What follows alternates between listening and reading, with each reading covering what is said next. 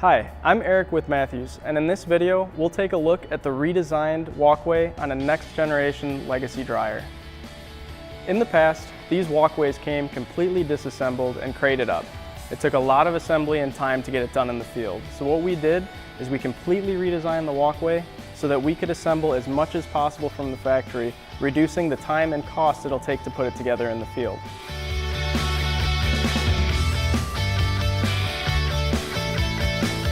See that there's an angle cutout on each of these, and what this will allow you to do is you'll loosen the nuts on these 3 bolts.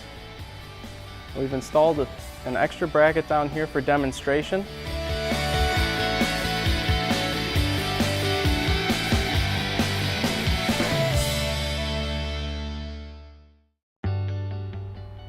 Here we can see a walkway section where the brackets have been turned and dropped into their final position, and the toe kicks and grating are partially installed.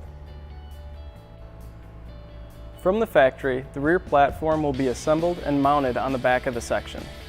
In order to get this into its final position, we'll loosen 4 bolts on the bottom of the section that we can see here and here, as well as on the other side, here and here. We'll remove those 4 bolts, attach the platform to a crane, and lift it, and it'll pivot on the 4 bolts that connect it to the top of the section.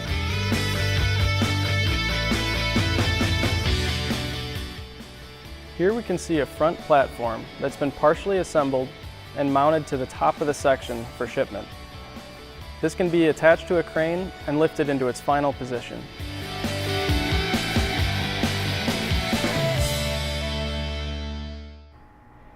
So that summarizes the changes that we've made to the walkway platform on the next generation legacy dryer. We made these designs with the dealer in mind, trying to reduce the time it takes to install in the field and ultimately minimize the cost of the job.